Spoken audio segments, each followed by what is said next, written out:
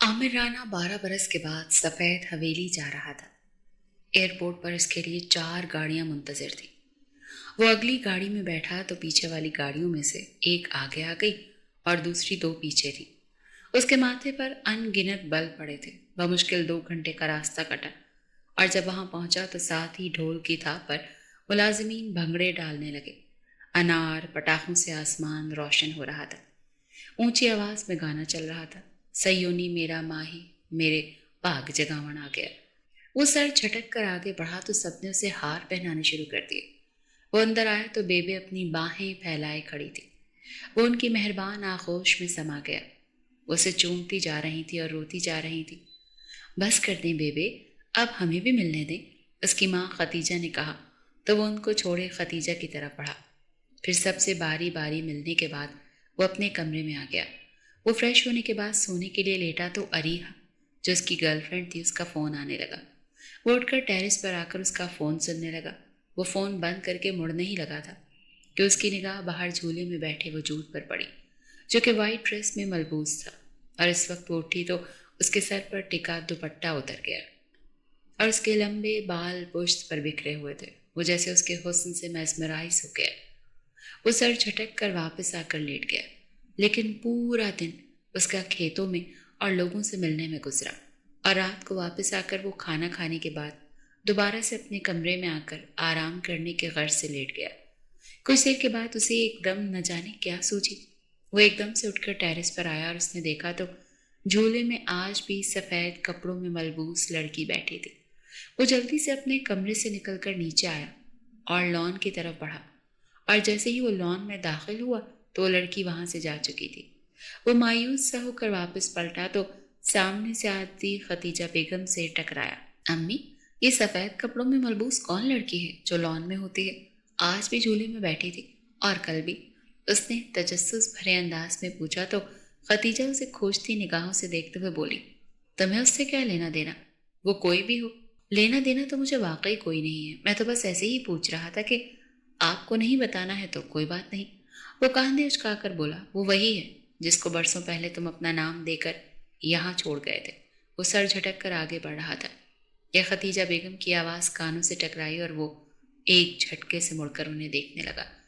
वो लड़की अभी तक यहाँ पर इस घर में मौजूद है। आपको चाहिए था कि उसे उसकी जिंदगी जीने देती। मैंने पहले भी कहा था कि मैं इस रिश्ते को मानता ही नहीं। 6 साल की बच्ची थी जिसे निकाह का मतलब भी नहीं पता था और उसे मेरे पल्ले बांध दिया ताकि चाची का ननिहाल ले ना जा सके। मैं इस रिश्ते को ना पहले मानता था और ना ही अब मानूंगा। वैसे भी मेरी जिंदगी में कोई और लड़की आ चुकी है। मैं उसके अलावा किसी और के मुतालिक नहीं सोच सकता। वो स्पार्ट लहजे में बोला, हाय रब्बा, क्या कह रहा है ये? उस बच्ची का क्या होगा? वो गुस्से से बोली, छोटे चाचू के 2 बेटे हैं, इनमें से किसी से ब्याह दें। वो इत्मीनान से बोला, वो तुम्हारे निकाह में है बेशरम इंसान, और तलाल मूसा का रिश्ता तुम्हारी दोनों बहनों से तय हो गया है। तो तुम अपनी ये बकवास अपने पास ही रखो। जब वापस लंदन जाओ तो ले जाना उसे, मेरी तरफ से मारकर फेंक देना। लेकिन एक बात कान खोल कर सुन लो, तलाल और मूसा मेरे दामाद बनेंगे। मैं अपनी बेटियों को किसी और वडेरों के यहाँ नहीं भेज सकती। अपने घर के बच्चे हैं तो अपने सामने अपनी बेटियों को रखना चाहती हूँ। बाकी वो तुम्हारी बीवी है तो मैं उसके साथ क्या करना है और क्या नहीं, मुझे कुछ लेना देना नहीं। जब वापस जाने लगो तो उसे साथ लेकर जाना। मैं अब उसे यहाँ बर्दाश्त नहीं कर सकती क्योंकि मूसा वैसे भी उसमें काफ़ी दिलचस्पी ले रहा है।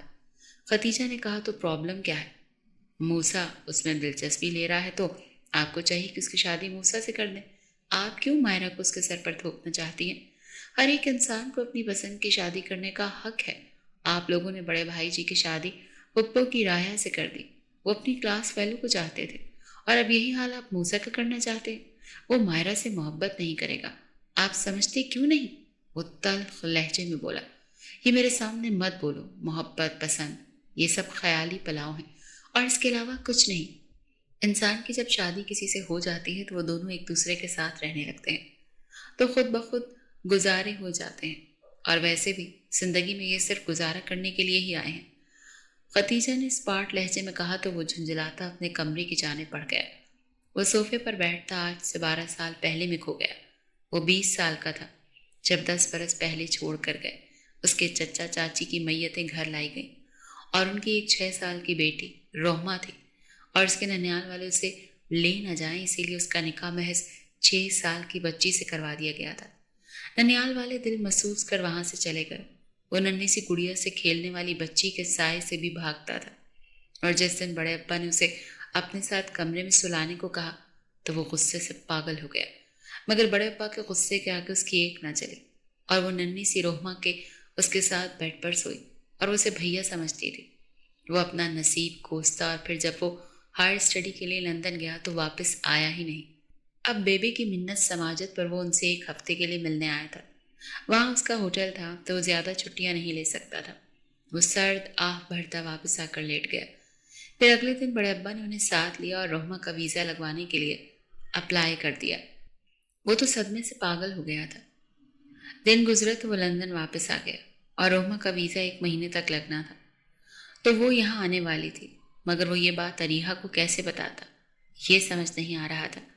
کام کی مصروفیت کی وجہ سے اسے اریحا کو کچھ بتانا یاد نہیں رہا، اور جس دن اس کے ہوٹل میں ایک بہت بڑا ایونٹ تھا، اسے 1 دن پہلے بڑے ابا کی کال آئی اور انہوں نے کہا کہ کل صبح کی فلائٹ سے روحما لندن آ رہی ہے، تم اسے ایئرپورٹ سے پک کر لو۔ اس بات کو سن کر اس کا دماغ جیسے معاف ہو گیا، مگر چار و ناچار اسے پک تو کرنا ہی تھا۔ تو اگلے دن صبح اس نے خود جانے کے بجائے اپنے مینیجر کو بھیج دیا۔ وہ خود سارا دن گھر سے باہر ہی رہا، اور رات گئے وہ جب واپس آئے تو کمرے میں اپنے بیڈ پر کمبل تانے وجود کو دیکھ کر ٹھٹک گیا۔ واٹ دا ہیل، یہ لڑکی میرے بستر میں کیا کر رہی ہے؟ وہ غصے سے بڑبڑاتا اس کی طرف بڑھا اور اس کے کاندھے کو ہلاتے اسے پکار کر بولا، اے لڑکی اٹھو یہاں سے اور جا کر باہر لاؤنج میں سو جاؤ۔ کمبل ہٹاتے جیسے ہی وہ اٹھی تو وہ مبہوت سا رہ گیا۔ اس قدر کامل حسن تھا اور کچھ نوخیز انچھوئی کلی تھی جو شاید اسی لیے اتنی خوبصورت تھی۔ وہ اس کی سیاہ موٹی موٹی ہرنی جیسی آنکھوں سے نگاہیں چراتے ہوئے بولا، مجھے اپنے بستر کے علاوہ کہیں نیند نہیں آتی، تو اس لیے تم یہاں سے باہر چلی جاؤ اور صوفے پر سو جاؤ۔ اس نے کہا تو وہ چپ چاپ اٹھی اور اس کے ہاتھوں میں موجود چوڑیوں کے کھنکنے سے ایک ارتعاش سا پیدا ہوا۔ وہ آج ہلکی فیروزی کلر کے پاؤں تک آتی شیفون کی فراک پہنے ہوئے تھی اور لمبے بال آج جوڑے میں مقید تھے۔ وہ مسمرائز سے اسے دیکھے گیا جو کہ اتنی حسین تھی کہ نگاہیں ہٹانے کو من ہی نہیں چاہتا تھا۔ وہ نگاہیں چراتا اپنی سائڈ پر لیٹ گیا۔ کچھ ہی دیر میں وہ سو چکا تھا، ہمیشہ کی طرح۔ رات کے آخری پہر اس کی آنکھ کھلی تو اس نے گھڑی پر ٹائم دیکھا اور اپنا آفس ورک کرنے کے لیے اٹھ کر واش روم کی جانب بڑھ گیا۔ منہ ہاتھ دھونے کے بعد وہ کافی بنانے کے ارادے سے باہر آیا تو صوفے پر لیٹی اس لڑکی کو دیکھ کر وہ چونک گیا۔ وہ سردی کی وجہ سے اپنے آپ کو سمیٹ کر سوئی ہوئی تھی۔ او مائی گاڈ، میں نے بھی اس کو کمفرٹر نہیں دیا اور یہ پاگل لڑکی پوری رات اسی طرح سے سردی میں سوئی رہی۔ وہ تعصب سے سوچتا واپس گیا اور اپنے کمرے کے بیڈ پر پڑا ہوا کمفرٹر اٹھا کر اس پر اڑانے لگا تو اس کی آنکھ کھل گئی۔ وہ آنکھیں ملتے ہوئے اٹھ کر بیٹھ گئی۔ آئی ایم سوری، تمہاری نیند خراب کر دی۔ تم ایک کام کرو، جا کر کمرے میں سو جاؤ، میں باہر بیٹھ کر آفس کا کام کر لیتا ہوں۔ وہ بولا تو اس نے چپ چاپ کمفرٹر اٹھایا اور روم میں چلی گئی۔ عجیب لڑکی ہے، نہ تھینکس بولتی ہے نہ سوری بولتی ہے۔ کہیں یہ گونگی تو نہیں؟ نہیں، ایسا نہیں ہو سکتا، بچپن میں تو بہت زیادہ بولتی تھی۔ خود ہی سے سوال اور جواب کرنے لگا۔ پھر سر جھٹک کر وہ کچن میں بڑھا اور اپنی کافی بنا کر اپنا آفس ورک کرنے لگا۔ تقریباً 5 بجے کے قریب نیند سے آنکھیں بھوجل ہوئیں تو اٹھ کر کمرے میں آیا تو وہ لڑکی واش روم میں تھی۔ پھر وہ باہر نکلی تو بنا دوپٹے کے اس کا وجود دیکھ کر وہ اپنی نگاہیں نہیں ہٹا پایا۔ وہ اس کی نگاہوں سے گھبرا سی گئی تھی اور جلدی سے دوپٹہ اوڑھ کر اس کی طرف مڑی۔ یہ جائے نماز کدھر پڑے ہیں؟ وہ صبح بھی میں نے ایسے ہی چادر بچھا کر پڑی اور قبلے کا رخ بھی کنفرم نہیں تھا۔ اس کی آواز اتنی میٹھی تھی کہ وہ یکٹک اسے دیکھے گیا۔ جی میں آپ سے جائے نماز کے متعلق پوچھ رہی ہوں، جائے نماز کس طرف پڑے ہیں؟ اس نے دوبارہ سوال کیا تو وہ چونک کر ادھر ادھر دیکھنے لگا۔ دراصل بات یہ ہے کہ میں نے تو کبھی نماز ہی نہیں پڑھی، تو میرے پاس تو ہے ہی نہیں، لیکن صبح میں اپنے اسسٹنٹ سے کہہ کر تمہارے لیے مارکیٹ سے منگوا دوں گا، تم ابھی فی الحال چادر پر ہی نماز پڑھ لو۔ وہ سر کھجاتے ہوئے بولا۔ وہ سر جھٹک کر اپنی چادر وہاں پر بچھاتی نماز پڑھنے لگی۔ وہ بیک گراؤنڈ سے ٹیک لگائے اسے بغور دیکھنے لگا۔ وہ بڑے سکون اور اطمینان سے نماز ادا کر رہی تھی اور نماز ادا کرنے کے بعد اس نے چادر اکٹھی کی اور باہر جانے لگی تو بے اختیار وہ اسے پکار بیٹھا، سنو، تمہارا نام کیا ہے؟ آپ کو میرا نام نہیں معلوم؟ کیا ہے؟ اس نے مڑتے ہوئے حیرانگی سے پوچھا تو اس کی بات پر شرمندہ سا ہو گیا۔ نہیں، دراصل میں تمہارا نام جانتا تھا، لیکن تمہارا نام شاید بہت مشکل ہے تو مجھے یاد ہی نہیں رہا، فی الحال بھول گیا ہوں، آئی ایم سوری، وہ آہستہ سے بولا۔ کوئی بات نہیں، ہو جاتا ہے، ویسے بھی میں کوئی اتنی اہمیت کی حامل تو ہوں نہیں کہ میرا نام یا مجھے یاد رکھا جائے۔ اس پاٹ لہجے میں بولی تو وہ محض لب بھینچ کر نگاہیں چرا گیا۔ وہ چپ چاپ نام بتائے بنا ہی باہر نکل گئی۔ اس نے کافی زیادہ اس کا نام سوچنے کی کوشش کی، مگر ذہن میں اس کا نام ہی نہیں آ رہا تھا۔ پھر اس نے اس کی ڈیٹیلز جو کہ اس کا ویزا بناتے ہوئے استعمال کی تھی وہ چیک کی تو اس کا نام رحمہ لکھا تھا۔ او، اس کا نام رحمہ ہے اور میں دیکھو بھول گیا۔ خیر، اب تم نے یاد رکھنا ہے ورنہ بڑی انسلٹ ہونے والی ہے تمہاری۔ وہ بڑبڑاتا ہوا سونے کے لیے لیٹ گیا۔ صبح اس کی آنکھ کھلی تو وہ تیار ہو کر باہر نکلا تو کچن سے بڑی ہی مزیدار سی خوشبو آ رہی تھی۔ وہ اندر داخل ہوا تو رحمہ آملیٹ بنا رہی تھی۔ وہ جلدی سے کرسی گھسیٹ کر بیٹھ گیا۔ رحمہ نے ٹرے میں پراٹھا اور آملیٹ رکھتے ہوئے اس کے سامنے رکھا تو وہ کھانے لگا۔ واہ، کمال کا آملیٹ بنا ہے، پتہ ہے میں نے اتنی بار ٹرائی کیا کہ ایسا آملیٹ بناؤں، اتنی زیادہ ریسیپی دیکھی مگر اتنا بکواس بنتا ہے ہر بار، کبھی نمک تیز ہو جاتا ہے، کبھی مرچ تیز ہو جاتی ہے اور کبھی تو دونوں ہی تیز ہو جاتے ہیں۔ مجھے سمجھ ہی نہیں آتی کہ میں اس کو بناؤں کیسے۔ خیر، ابھی تک تم کچھ دن تک میرے پاس رہو گی تو ایسا کرنا مجھے سکھا دینا، پھر اس کے بعد میں خود ہی بنانا سیکھ لوں گا۔ اور ہاں، تمہیں اگر یہاں پر رہ کر کچھ بھی کرنا ہے تو اطمینان سے کرو، میں تمہیں بالکل بھی نہیں روکوں گا۔ اس کے علاوہ اگر تم کسی لڑکے کو پسند کرتی ہو تو مجھے بتا دو، ہمارے درمیان ڈیورس بہت جلد ہوگا تو میں خود تمہارے لیے اس لڑکے کا رشتہ لینے جاؤں گا۔ وہ نان اسٹاپ بولتا چلا گیا۔ میں کسی لڑکے کو پسند نہیں کرتی، وہ سنجیدگی بھرے انداز میں بولی تو اس نے سر اٹھا کر دیکھا۔ تمہیں میری کسی اور سے شادی کرنے سے پرابلم تو نہیں ہے نا؟ عمار نے بے اختیار پوچھا تو وہ استحصائیہ انداز میں ہنستے ہوئے بولی، اس سے کیا فرق پڑتا ہے کہ مجھے پرابلم ہے کہ نہیں؟ اگر میں کہوں بھی کہ مجھے پرابلم ہے تو آپ نے کون سا شادی کرنے کا ارادہ کینسل کر دینا ہے؟ اس کی بات پر عمار نگاہیں چراتے ہوئے پلیٹ پر جھک گیا۔ پھر وہ اسے اللہ حافظ بولنے کے بعد آفس کے لیے نکلا اور راستے سے اس نے اریحہ کو پک کیا۔ چلو کہیں کسی ریسٹورینٹ میں بیٹھ کر پہلے ناشتہ کرتے ہیں پھر آفس چلتے ہیں، اریحہ نے گاڑی میں بیٹھتے ہوئے کہا۔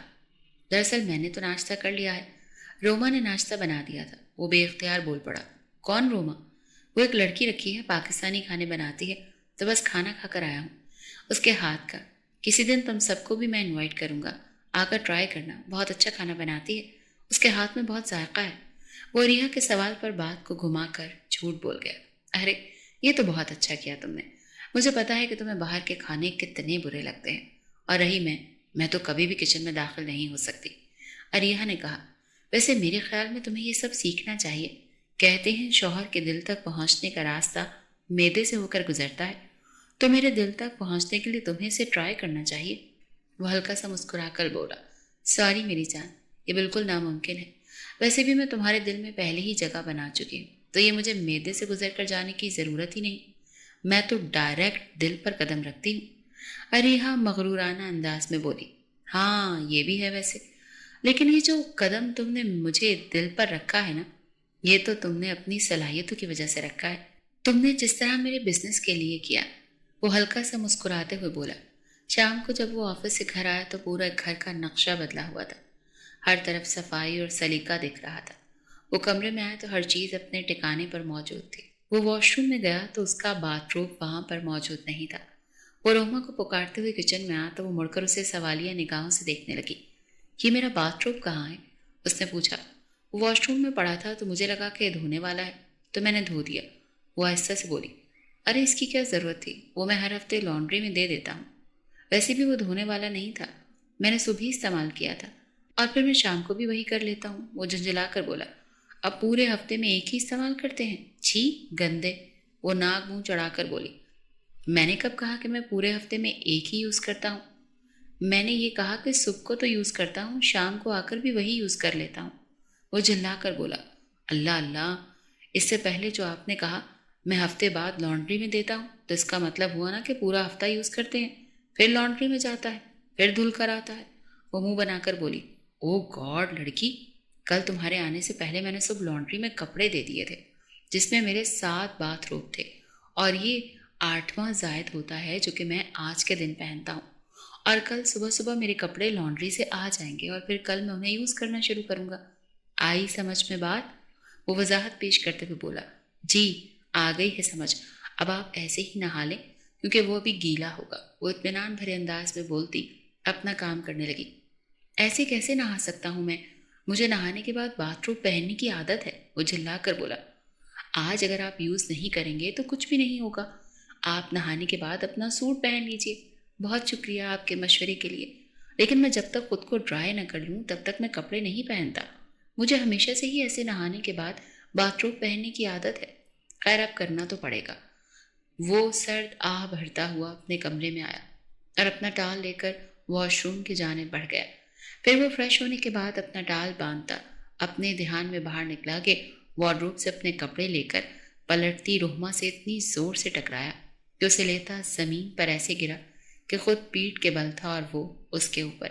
وہ جلدی سے اس کے اوپر سے اٹھنے لگی مگر دوبارہ سے پھسل کر وہ دوبارہ اس کے اوپر اور اس کے لب سینے پر عین دل کے مقام پر ٹکرائے تو ایک برقی رمق پورے وجود میں دوڑ گئی اور ہاتھ بے اختیار کمر کے گرد لپیٹ گیا۔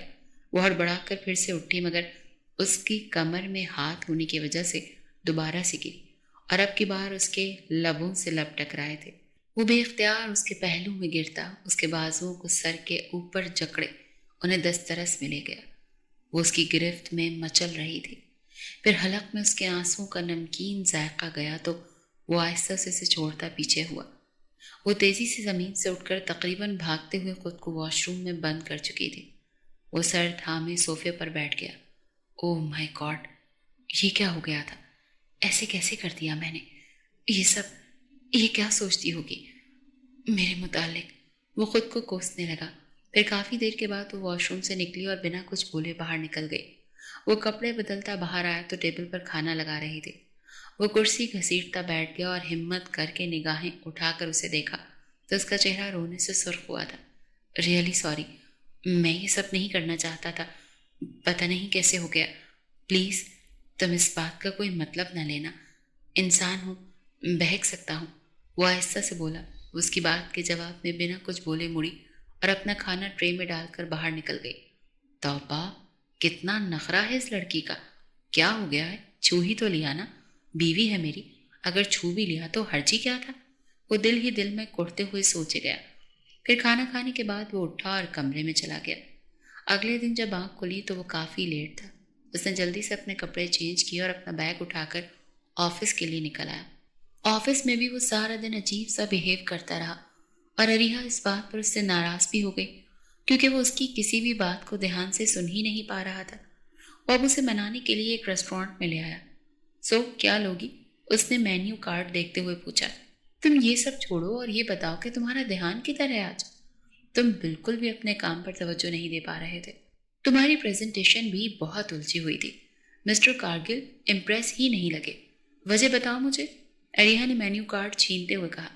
یار کوئی وجہ نہیں ہے، بس سر درد ہے، بتایا تو تھا تمہیں، وہ نگاہیں ملائے بغیر بولا۔ اوکے سب چھوڑو، اب یہ بتاؤ کہ نیکسٹ ویک جو پارٹی ہے اس میں ہمارے ریسٹورنٹ کی اسپیشل ڈش پاکستانی مانگ رہے ہیں، سو کیا بریانی بنا پائے گی تمہاری وہ نوکرانی؟ اریہا کی بات پر وہ چونک گیا۔ اتنی بریانی کیسے بنائے گی وہ؟ اریہا وہ چھوٹا موٹا کام کر سکتی ہے یار، وہ جلدی سے بولا۔ ہم نے وہ بریانی صرف مسٹر کارگل اور اس کے اسٹاف کو سرو کرنی ہے، 2-3 کلو کافی ہوگی، اور اتنی تو وہ بنا ہی سکتی ہے نا۔ تم جانتے ہو نا کہ وہ پہلے ہی تمہاری پریزنٹیشن سے سیٹسفائیڈ نہیں ہے۔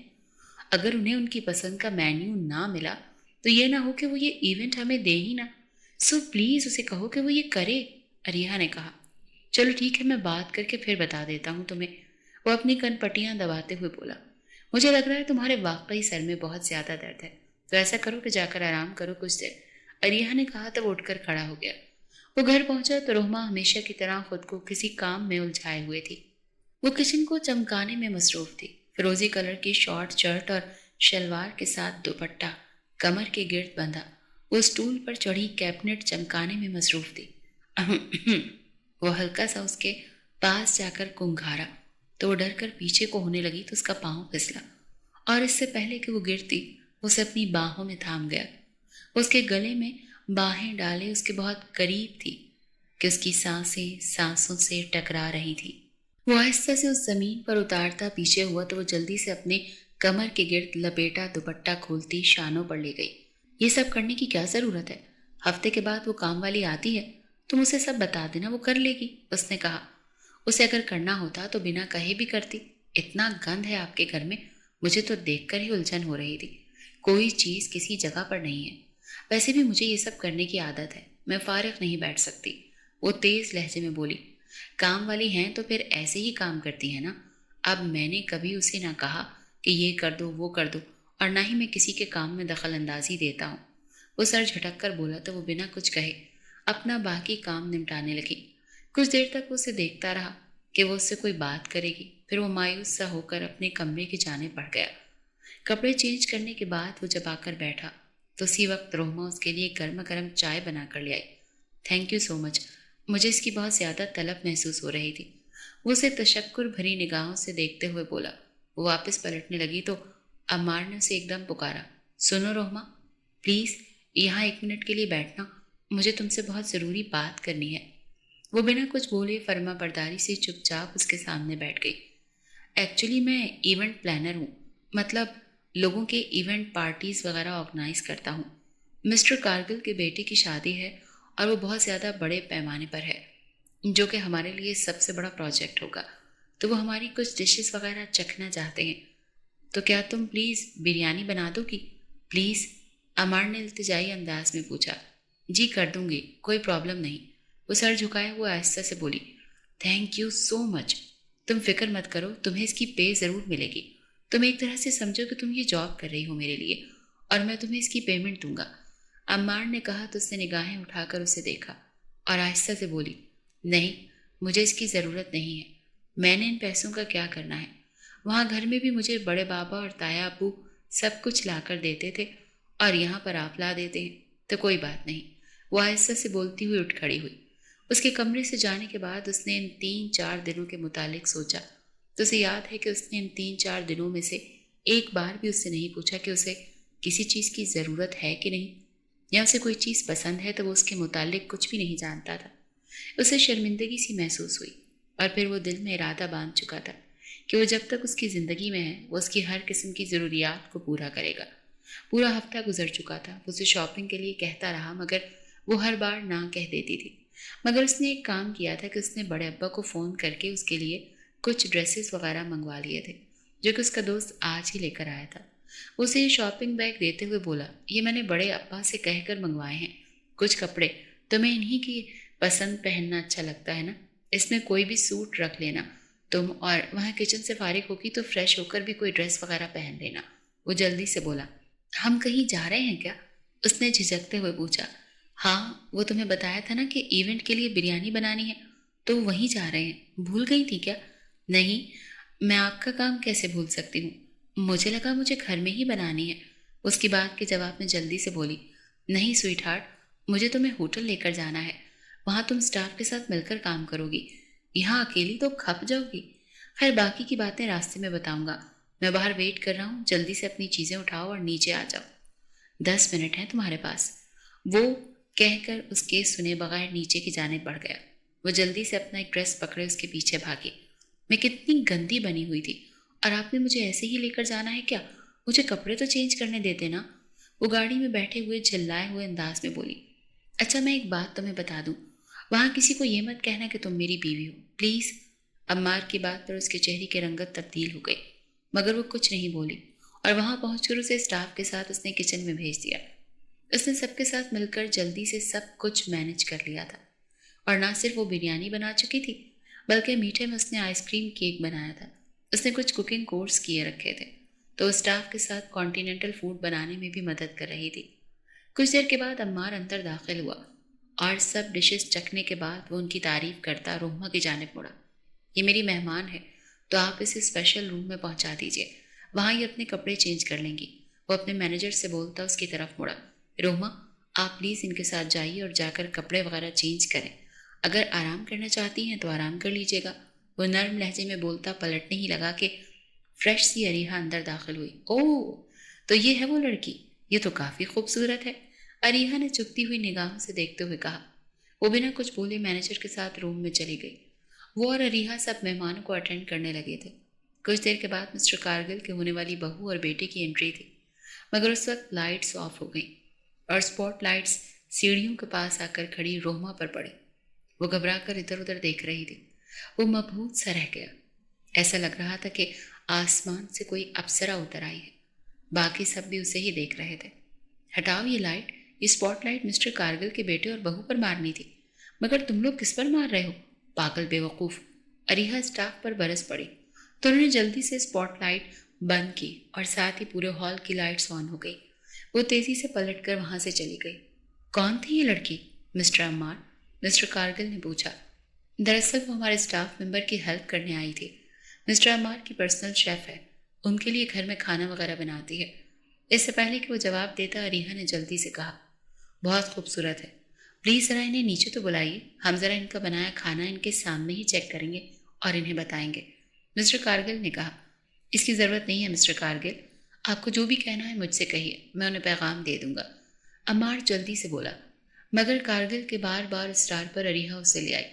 وہ سب کی بے باک نگاہوں سے بہت گھبراہٹ کا شکار تھی۔ مسٹر کارگل نے بریانی ٹرائی کرنے کے بعد اس کے گال کو چھونا چاہا تو وہ گڑبڑا کر پیچھے ہوئی۔ مسٹر کارگل اس کی طرف مڑا اور بولا، کیا یہ لڑکی مجھے کچھ دنوں کے لیے دے سکتے ہیں؟ میں کچھ وقت گزارنا چاہتا ہوں۔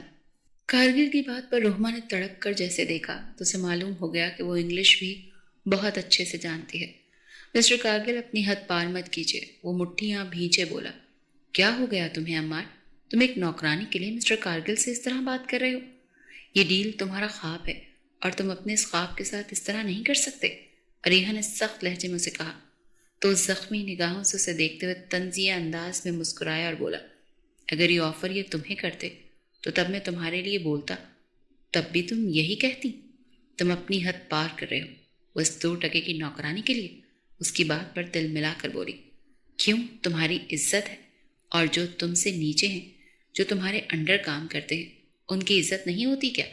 جو بات میں نے مسٹر کارگل سے کہی ہے وہ تمہیں کہنی چاہیے تھی، کیونکہ ہر عورت کی عزت سانجھی ہوا کرتی ہے، چاہے وہ تم عورت ہو یا پھر وہ۔ پتھر کی مورت بنی کھڑی روہما کی طرف اشارہ کرتے ہوئے بولا، تم مجھے اس 2 کی لڑکی کے ساتھ ملا رہے ہو؟ میرا اور اس کا کیا مقابلہ؟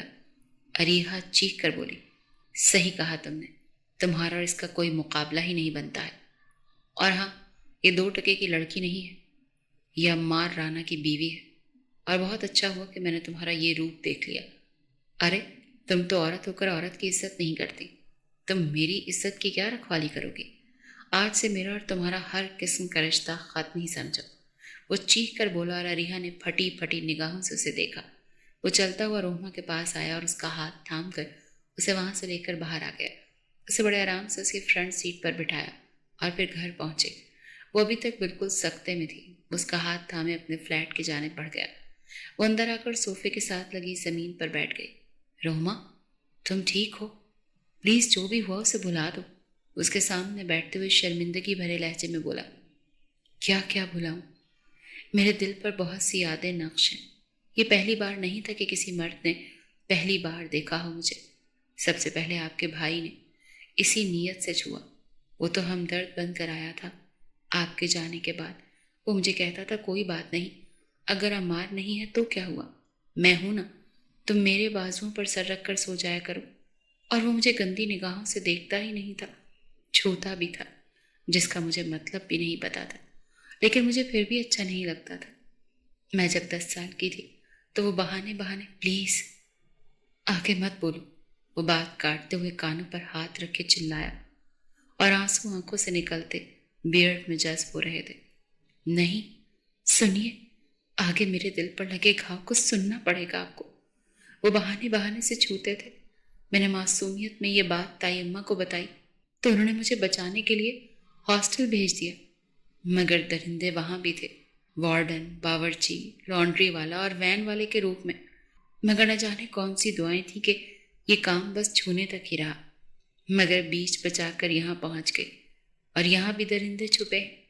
اگر آپ کو اپنے بزنس کو بڑھانا ہے تو کوئی بات نہیں، میں آپ کے لیے یہ بھی کر لوں گی، मगर मुझे छोड़िएगा मत, मुझे बहुत डर लगता है आपसे दूर होने पे। वो रोते हुए बोले जा रही थी और वो भी आंसू बहाते हुए उसे सुन रहा था। आई एम सॉरी, मुझे माफ़ कर दो प्लीज़। मेरा वादा है कि आइंदा से कोई भी तुम्हें गंदी निगाह से नहीं देखेगा। तुम्हारा अम्मार हमेशा तुम्हारे पास रहेगा। उसकी आंखों को चूमते हुए नम लहजे में बोला। और जो मिस्टर कारगिल की वजह से आपकी डील खराब होगी, अब क्या करेंगे? छोड़ दूंगा सब कुछ और चला जाऊंगा तुम्हें यहाँ से लेकर, जहाँ पर तुम्हारी कोई भी तल्ख याद है। मेरा वादा है आइंदा से कभी भी तुम्हें खुद से अलग नहीं करूंगा। कोई दरिंदा तुम्हारी तरफ गंदी निगाह से भी नहीं देखेगा। उसका माथा चूमते हुए बोला। लेकिन आपका ये बिजनेस, आप इसे छोड़कर कैसे जा सकते हैं? वो मुस्तरब लहजे में बोली। दरअसल मुझे एक इवेंट कंपनी में ऑफ़र हुई थी, इटली में है वो कंपनी, मगर मैंने अपना ये बिज़नेस स्टार्ट कर लिया था।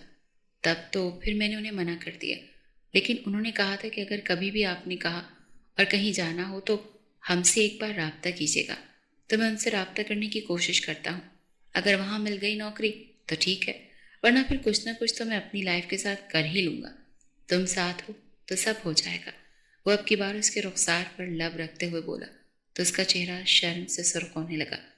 वो अब काफ़ी ज़्यादा रिलैक्स हो चुकी थी। फिर अगले दिन अरिहा ने आकर उसे लाख समझाया कि वो अपने इवेंट कंपनी को संभाले, मगर उसकी सुई तो अटक चुकी थी कि वो अब यहाँ पर नहीं रहेगा। और वो जब एक बार फैसला कर लेता था तो फिर वो कभी भी अपने फैसले से पीछे नहीं हटता था। 1 महीने के अंदर अंदर उसने अपने सारे इंतजामात वहाँ पर करवा लिए और वो इटली पहुँचे तो वहाँ एयरपोर्ट पर दोनों की तरफ बहुत सारी सताइशी निगाहें उठी। वो हिजाब में बहुत मासूम और पुरवकार दिख रही थी। आज उसका हमसफ़र साथ था तो लोगों की निगाहों के देखने का अंदाज ही बदल गया था। सच कहते हैं कि औरत को हमेशा मर्द ही बनाता है। उसका शौहर उसका साथ दे तो दुनिया की कोई भी हवस भरी निगाह उसे छू भी नहीं सकती। इसीलिए तो बाप के बाद औरत का मुहाफिज उसका शौहर होता है। उसका शौहर उससे लापरवाह था तो दुनिया उसे नोचने को थी, मगर आज वही दुनिया उनके साथ होने पर उन्हें रश्क भरी निगाहों से देख रही थी।